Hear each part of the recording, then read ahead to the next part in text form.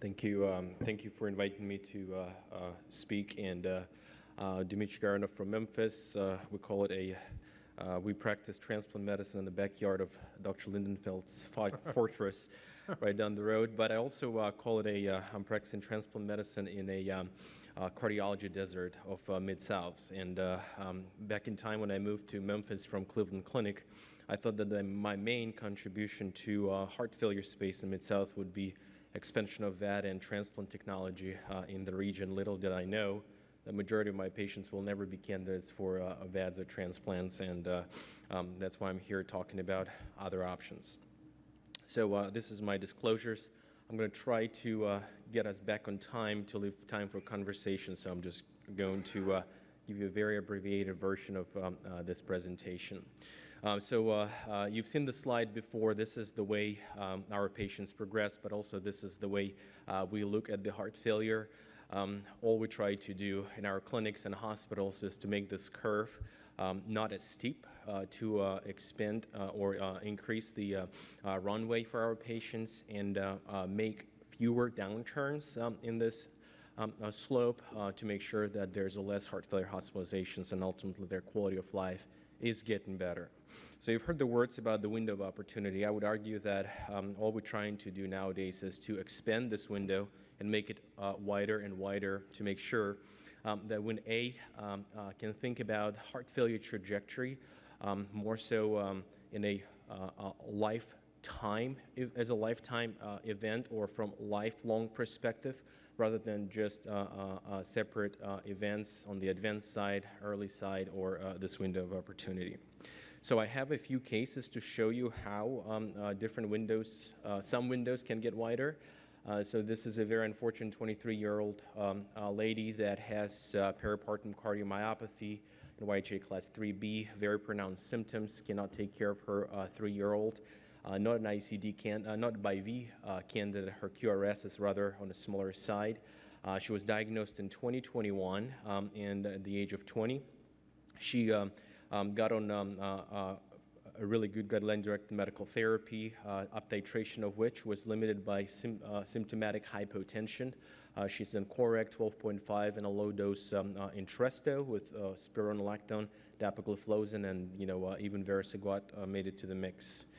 So she was referred to our Center for Advanced Heart Failure Evaluation given her persistent symptoms despite guideline-directed medical therapy. Her echo is unfortunately a far remodel. Her EDD is 7.7 centimeters, EF is 20%.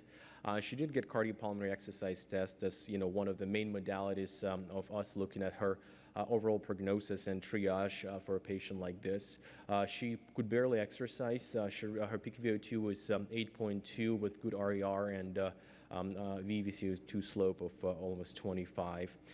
Surprisingly, her right heart cath hemodynamics did not look bad at rest at all, and she did have what we would call preserved cardiac output and normal filling pressures with no significant pulmonary hypertension. So given the hemodynamics and her age, we certainly want to use this window to work on that lifelong trajectory, and after careful discussion with the patient and findings, we felt confident to proceed with the Barostim implant. She had it in July 2023. After max titration, she was able to increase her doses of carvedilol and Entresto. Her echo did not change a beat. If anything, she dilated a little bit from 7.7 to 7.9, but this is likely a measurement error. Her symptoms drastically improved. She's now class 2 symptoms, and she did have another cardiopulmonary exercise testing as a follow-up from 6 months ago, and she went twice longer. Her peak VO2 is still marginal, it's 10.2, but significant improvement. And at this point, we continue to monitor her over time to understand when and what type of advanced therapies she'll need down the road to live a long life. So I'd argue that, again, the window of opportunity can go both sides, to the left and to the right. And this is likely one of those examples of moving that, widening the window to the left. And I'll show you a quick one as well to get that window to the right side. And this is 67 African American with multiple contraindication for surgical therapies such as obesity, diabetes, BKA, not a good surgical candidate with far remodeled ventricle, a typical Memphian, how I would call him. It's multiple heart failure hospitalizations, and he's just on spironolactone that is paired up with Localma due to his CKD and hyperkalemia, and on dapagliflozin 10 milligrams daily. We intentionally did not stage him because he was not a good candidate, and a lot of us felt strongly against it because he couldn't even perform a 6-minute walk test. So this patient also did have a Barostim implant in February 2023. At a 3-month titration, up to 10 milliamps for him, we were able to introduce Entresto Toprol, although both in low doses, but certainly better than none, and he was able to walk 160 meters, and he was up for his 6-minute walk test during this clinic visit. So no hospitalizations after either. And this is one of those when you can possibly move it to the right. So this is a protocol that we use. I wouldn't call it a protocol, it's just more like a guidance for our heart failure docs, how we triage those patients and select the right therapy at the right time, hopefully.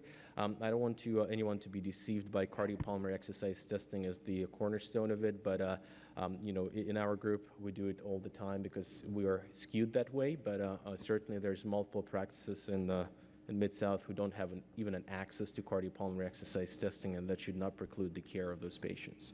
So if your peak VO2 is less than 12, we arbitrarily didn't go to 12 to 14 range, and if your patient is non-transplant candidate but has NYHA class 3 to 2 symptoms, non-CRT responder or non-responder to CRT therapy, we'll proceed with the implant for that patient, trying to catch them at the later time.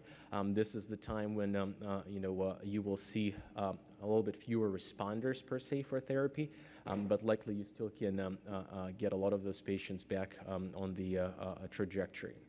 Certainly if they're transplant candidates and their resting hemodynamics are not good, then those are the patients that should be evaluated for transplant and transplanted, and I should say evaluate for advanced heart failure therapy, not just transplant itself.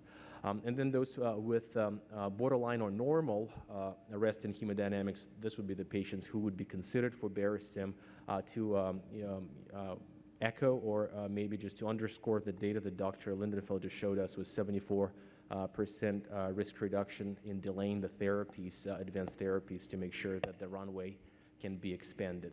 And if peak VO2 is above 12, then symptomatic patients with no CRT class 1 indications, we will go ahead and proceed with a Barostim implant.